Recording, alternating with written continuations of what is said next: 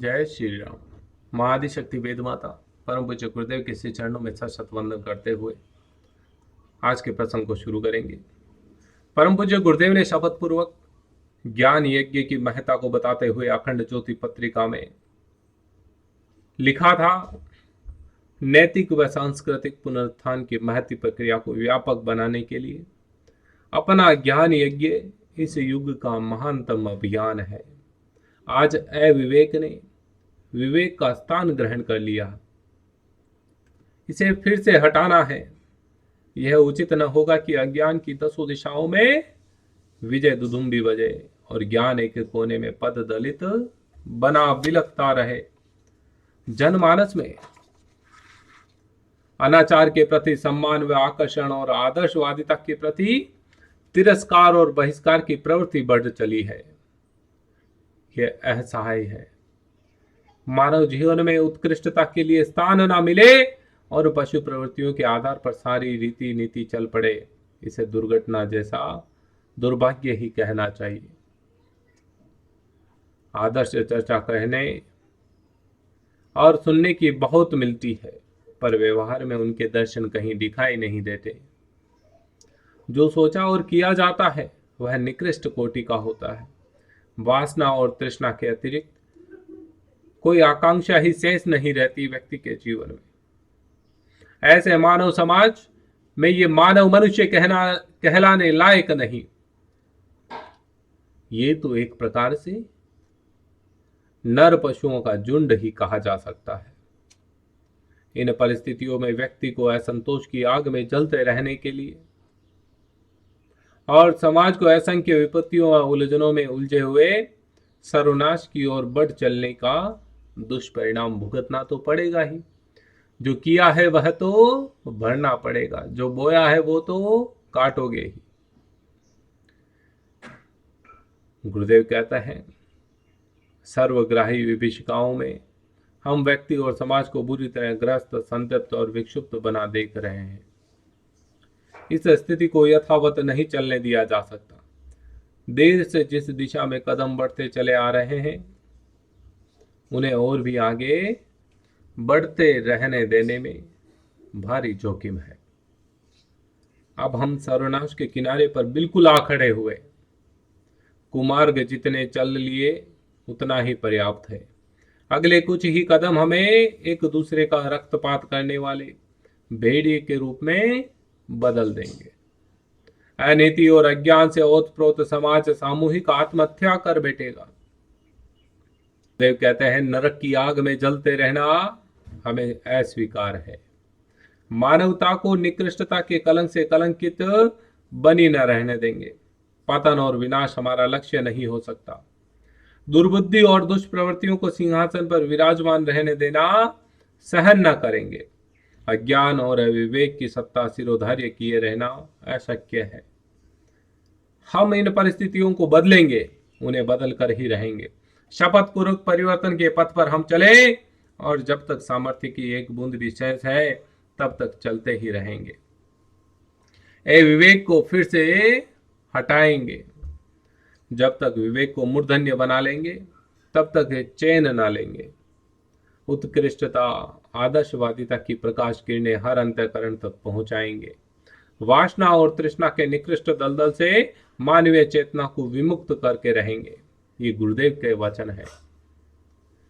गुरुदेव कहते हैं, मानव समाज को सदा के लिए दुर्भाग्यग्रस्त नहीं रखा जा सकता।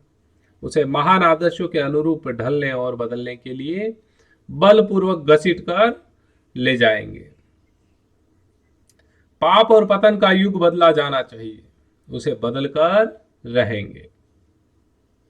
इसी धरती पर स्वर्ग का अवतरण, इसी मानव प्राणी में देवत्व का उदय हमें अभिष्ट है। इसके लिए भागीरथ तप करेंगे। ज्ञान की गंगा को भूलोक में लाया जाएगा।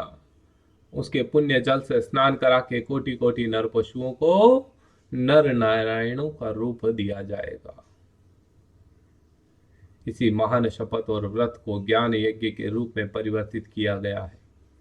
गुरुदेव कहता है, विचार क्रांति की आग में गंदगी का कूड़ा करकट जलाने के लिए होलिका दहन जैसा अपना अभियान है। अनीति और अनौचित्य के गलित कुष्ठ से विश्व मानव का शरीर विमुक्त करेंगे।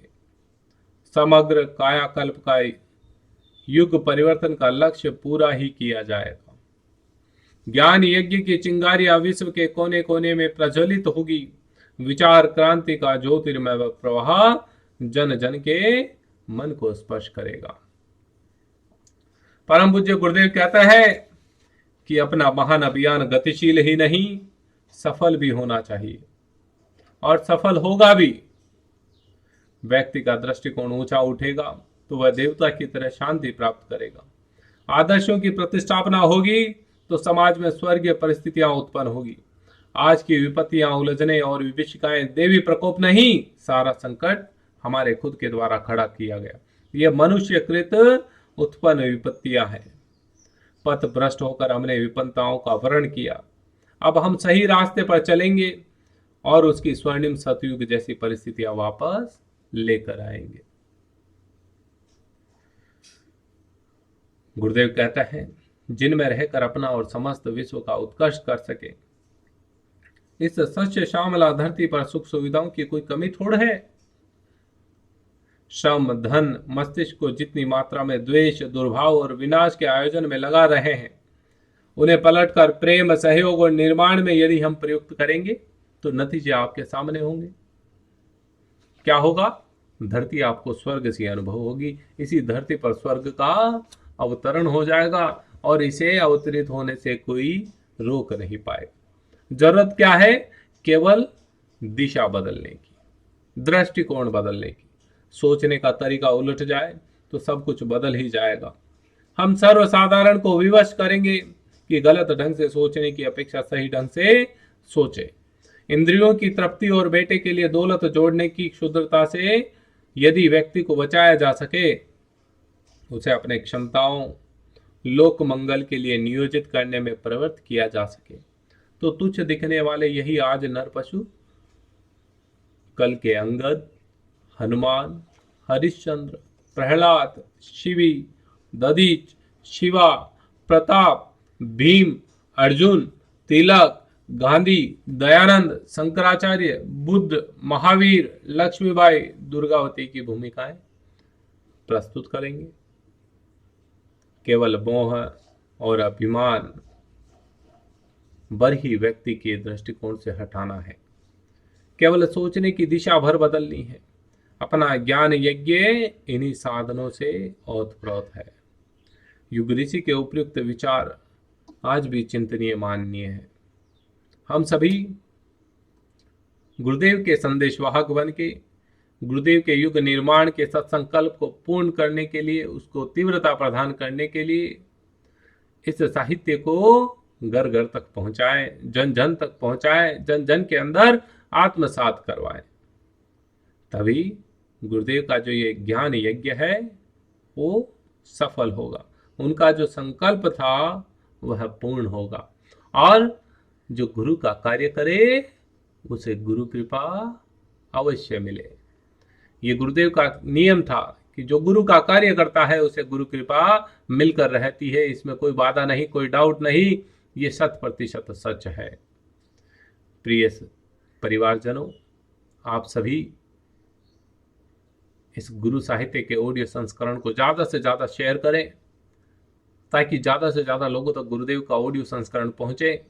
गुरुदेव का साहित्य हो सकता है किसी को पुस्तक को पढ़ने में आनंद नहीं मिलता हो, कोई पढ़ना नहीं जानता हो, तो गुरुदेव का साहित्य का ऑडियो संस्करण सुन के उसको आत्मसात कर सके, इतना आप सभी से सहयोग की उम्मीद करता हूं। और अंत में अपनी वाणी को विराम देते हुए परम पूज्य गुरुदेव का स्मरण करते हुए आपसे कहता हूं कि नीचे कमेंट बॉक्स में जय श्री राम अवश्य लिखें।